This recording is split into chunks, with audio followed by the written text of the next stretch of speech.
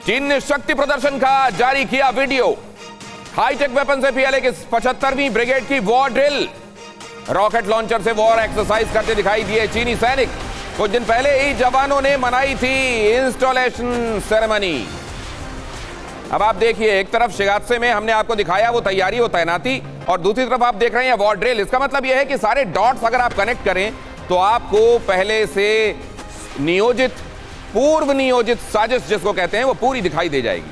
और यहां ये दिखाई दे रहा है कि इस समय उकसावे की ये कार्रवाई अंजाम दी गई है बहुत सोच समझकर। ये इत्तेफाक नहीं था कि पेट्रोलिंग पार्टीज एक दूसरे के आमने सामने आ गई और उलझ गई। और अब अगली अहम खबर देखिए, समंदर में चीन की साजिश पर बड़ा खुलासा।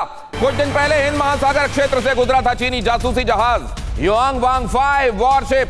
हिंद महासागर क्षेत्र से गुजरा था चीनी जहाज की भारतीय नौसेना कर रही थी निगरानी। सोर्सेस ने बताया युआंग वांग असल में ये एक टोही बेड़ा है और ये देखने के लिए आता है कि हिंदुस्तान की तैयारियां क्या हैं, हिंदुस्तान ने कहां-कहां अपने हथियारों को किस किस जगह पर रखा हुआ है, हिंदुस्तान के आने वाले दिनों में तैयारियां क्या हैं। और ये युआंग वांग हिंदुस्तान के बहुत करीब से, और आपको याद होगा वो टोही भी जो पहुंचा था श्रीलंका तक।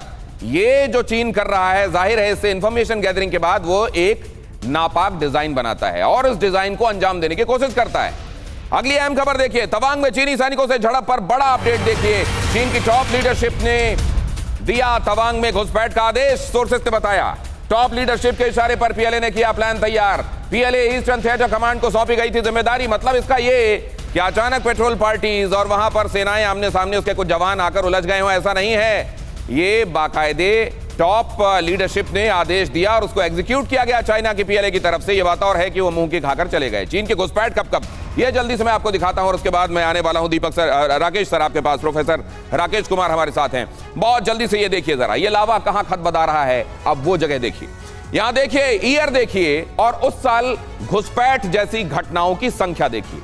1, 2 या 3 बड़ी घटनाएं होती हैं, लेकिन नंबर ऑफ सच इंसिडेंट्स अगर आप देखेंगे 2006 नंबर 265, 2007 140, 2008 280, 2009 270, 2010 228, 2011 213, 2012 426।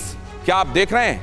एवरेज निकालिएगा आप, अंदाजा लगाने की कोशिश कीजिएगा कि हर साल ये कितनी घटनाएं होती हैं। अब 2013 से आगे ले चलता हूं। 411, 14, 460, 15, 290, 16, 273, 17, 426, 18, 326 और 2019 463। बाकी के सालों को भी आपको दिखाता हूं और फिर आप देखिएगा जरा कि घुसपैठ की घटनाएं क्या इंडिकेट कर रही हैं। इस साल आपने देख लिया, आपको याद होगा 2020 भी याद है, आपको गलवान याद होगा आपको, और अभी तवांग तो ताजा है। पूरा ये जो eastern sector, middle sector, western sector आपको दिखाई दे रहा है। 3488 किलोमीटर लंबी सरहद पर हर जगह कहीं ना कहीं कुछ करने में लगा रहता है चाइना हमेशा। कुमार कुंदन हमारे संवाददाता आपको ये जानकारी बहुत जल्दी से देंगे। जिस जगह पर आप मौजूद हैं कुमार, न जाने कितने बार एलएसी से आप जानकारियां हम तक पहुंचा चुके हैं। आज वहां क्या महसूस कर रहे हैं? क्या जवानों से आपकी बात हुई है? ऑफिसर से कुछ इंडिकेशंस मिले हैं आपको? दिनेश, मैं सबसे पहले आपको एक तस्वीर दिखाना चाहूँगा। ये -17 डिग्री टेम्परेचर है। शुरू करके एक जगह है, हम वहाँ पे मौजूद हैं। ये लेह और पैंगोंग के बीच का इलाका है।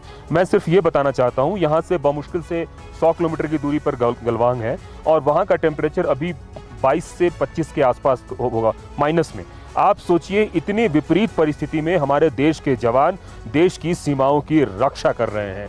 जहाँ तक आज की बात है तो तवांग की घटना के बाद से 30 महीने पहले गलवान हुआ था और गलवान और उसके आसपास के इलाके में प्रहरी और भी ज़्यादा जो है, एक तरह से कह सकते हैं कि यहाँ पे सेना जो है वो पहले से ज़्यादा मुस्तैद हुई है और उनको ऐसा लगता है कि किसी भी तरह की हिमाकत दोबारा से यहाँ कर सकता है। इसलिए इस पूरे इलाके की चौकसी बढ़ा दी गई है। सेना का मूवमेंट भी एक तरह से कह सकते हैं थोड़ा बढ़ गया है। टोही विमानों की आवाजाही थोड़ी बढ़ गई है और कोशिश ये है कि जो घटना गलवान में पिछली बार हुई थी दोबारा ना हो, इसके लिए पूरी चाक चौबंद तैयारी की जा रही है। और एक तरह से कह सकते हैं कि वो किया गया है, उसको सिर्फ एग्जीक्यूट किया जा रहा है। क्योंकि हमारी जिनसे बात हुई उनका कहना था कि चीन उस तरीके की हिमाकत अब नहीं करेगा जैसी पिछली बार की थी। क्योंकि चीन अब वो हिमाकत नहीं करेगा। उसने शायद यही टेस्ट करने की कोशिश की है कि अगर हम गलवान रिपीट करना चाहें तो क्या कर सकते हैं, और उसको जवाब मिल गया है। बहुत धन्यवाद करूंगा कुमार, ये जानकारी -17 से आप पहुंचा रहे हैं। उन जवानों को सैल्यूट, बार बार सैल्यूट जिन्होंने इस जगह पर तैनात रहकर हमारी सुरक्षा का बीड़ा उठाया है। और आपको भी बहुत धन्यवाद। -17 से हमारे दर्शकों के लिए रिपोर्ट्स आप गैदर कर रहे हैं। अभी गौरव भी हमारे साथ जुड़े हुए थे तवांग से। तवांग और लेह से हमारे संवाददाताओं ने महत्वपूर्ण जानकारियां आप तक पहुंचाई हैं। क्या गलवान जैसा ही असल में यह टेस्ट बलून था एक जो उड़ाया गया था, और जवाब मिल गया है? प्रोफेसर राकेश, देखिए, इस